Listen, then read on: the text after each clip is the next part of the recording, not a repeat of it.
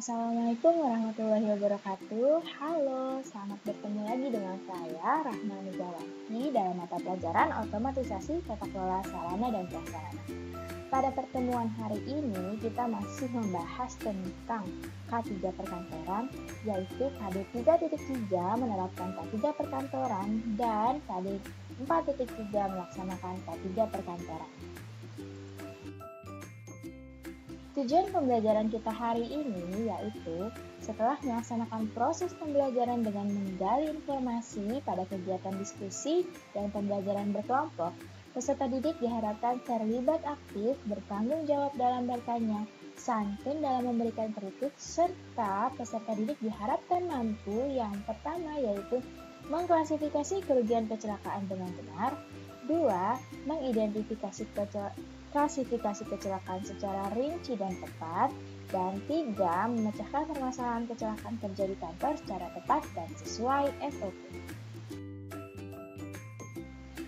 Faktor penyebab terjadinya kecelakaan kerja. Menurut Bennett dan Rumondang, pada umumnya kecelakaan kerja ini diartikan sebagai kejadian yang tidak dapat diduga. Sebenarnya, kecelakaan kerja itu dapat diramalkan atau diduga dari semula jika perbuatan dan kondisi tidak memenuhi persyaratan. Oleh sebab itu, kita harus mengetahui faktor penyebab terjadinya kecelakaan kerja itu apa saja. Yang pertama adalah faktor fisik. Faktor fisik ini bersumber dari suara, temperatur, radiasi, atau ultraviolet. Sebagai contoh, suara bising yang ditimbulkan dari mesin yang digunakan pada saat bekerja dapat menyebabkan ketulian, atau sinar ultraviolet dapat menyebabkan konjungtivitis. Upaya pencegahannya bisa dilakukan dengan cara membuat pengaturan jadwal kerja yang sesuai atau menggunakan alat pelindung diri seperti earplug untuk telinga ataupun pelindung mata untuk sinar laser. Berikutnya adalah faktor psikologis. Penyebab terjadinya penyakit dalam bekerja ini bukan hanya dari segi fisik, tapi juga dari segi psikologis. Bersumber dari hubungan kerja, beban kerja, tekanan, dan kerja shift yang dapat memicu stres pada pekerja.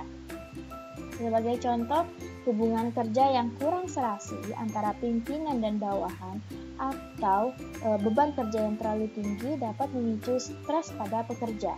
Nah, jika tidak ditangani dengan segera, maka stres kerja ini akan berdampak lebih buruk kepada pekerja tersebut. Faktor berikutnya adalah faktor ergonomis. Posisi kerja, cara kerja, alat kerja yang salah dapat menyebabkan kelelahan pada fisik. Ada istilah to fit the job to the man and to fit the man to the job. Pekerjaan atau tugas yang dilakukan manusia atau pekerja harus disesuaikan dengan manusia itu. Maksudnya adalah disesuaikan dengan kebutuhan dan keterbatasan manusia. Posisi kerja yang salah dan dipaksakan dapat menyebabkan pekerja mudah lelah, sehingga pekerjaan menjadi kurang efisien dan dalam jangka panjang dapat menyebabkan gangguan fisik dan bahkan gangguan psikologis. Maka tidak heran ketika pekerja di atas usia 25 tahun itu sering mengalami yang namanya low back pain karena posisi kerja yang salah atau cara kerja menggunakan alat kerja yang tidak tepat. Berikutnya adalah faktor kimia. Faktor kimia ini bersumber dari zat kimia yang masuk melalui saluran pernapasan dan kulit yang dapat menyebabkan penyakit. Nah, penyakit ini diantaranya seperti iritasi, alergi, keracunan sistemik, kanker, bahkan kerusakan pada kelainan janin. Nah, ini terjadi pada petugas atau pekerja yang seringkali kontak dengan bahan kimia, seperti obat-obatan antibiotika. Nah, untuk pencegahannya, pekerja harus menggunakan alat pelindung diri seperti pelindung mata, sarung tangan, celemek, jas laboratorium, masker, dan sebagainya. Faktor yang terakhir adalah faktor biologis. Faktor biologis ini ditimbulkan dari bakteri dan virus. Biasanya ini sering terjadi pada pekerja yang bekerja sebagai tenaga kesehatan. Upaya pencegahannya tentu saja dengan melakukan sterilisasi dan desinfeksi terhadap tempat, peralatan, sisa bahan infeksius, dan spesimen secara benar.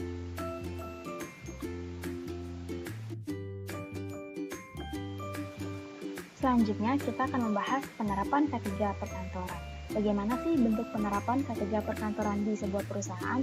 Penerapan ini dilakukan dalam upaya untuk menciptakan kondisi yang baik, sehat bagi karyawan atau pegawai sehingga terwujudnya kelancaran bekerja dalam perkantoran. Persyaratan keselamatan kerja perkantoran. Setiap perusahaan wajib memenuhi segala persyaratan keselamatan bagi pekerja atau karyawannya. Adapun persyaratannya yang pertama adalah lantai harus bebas dari bahan licin, cekungan, miring, dan berlubang yang dapat menyebabkan kecelakaan dan cedera pada karyawan. Kedua, yaitu penyusunan dan penempatan lemari kabinet tidak mengganggu aktivitas lalu lalang pergerakan karyawan. Ketiga, penyusunan dan pengisian filing kabinet yang berat harus berada di bagian bawah. Keempat, yaitu dalam pengelolaan listrik dan sumber api terbebas dari penyebab electrical shock.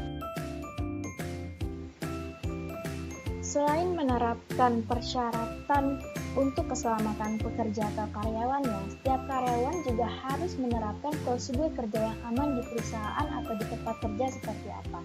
Yang pertama, karyawan sebaiknya tidak berlari di kantor atau di tempat kerja. Kedua, semua yang berjalan di lorong kantor dan di tangga diatur berada di sebelah kiri. Ketiga, yaitu karyawan yang membawa tumpukan barang yang cukup tinggi atau berat harus menggunakan troli dan tidak boleh naik melalui tangga, tetapi menggunakan lift barang bila tersedia. Apa akibatnya ketika perusahaan tidak menerapkan atau tidak memenuhi persyaratan kerja yang aman dan selamat bagi pekerja? Tentunya sudah pasti akan menimbulkan kerugian kecelakaan kerja bagi perusahaan, baik itu kerugian secara langsung maupun tidak langsung. Kerugian secara langsungnya yang pertama tentunya adalah perusahaan harus menyediakan tunjangan khusus untuk penderita. Kedua, perusahaan harus membayar premi asuransi kecelakaan. Ketiga, adanya nilai produksi yang hilang karena terhentinya proses kerja. Dan yang keempat adalah biaya perbaikan peralatan yang rusak. Ada juga kerugian yang secara tidak langsung dialami perusahaan. Yang pertama, yaitu waktu dan biaya yang diperlukan untuk melatih pekerja baru. Seandainya pekerja yang mengalami kecelakaan itu tidak bisa melanjutkan pekerjaan, maka perusahaan harus menyediakan waktu dan juga biaya untuk merekrut atau melatih pekerja yang baru. Kedua, adanya nilai keterampilan yang berkurang atau bahkan hilang. Ini terjadi jika karyawan atau pekerja yang mengalami kecelakaan kerja merupakan pekerja yang kompeten di bidang tersebut dan sulit untuk mencari penggantinya. Dan yang ketiga, adanya upah keluaran menurun bagi pekerja yang cacat. Sekian pembahasan kita hari ini. Jika ada pertanyaan, silahkan kalian sampaikan melalui forum Google Classroom atau forum diskusi. Kita ketemu lagi pada pembahasan yang berikutnya. Salam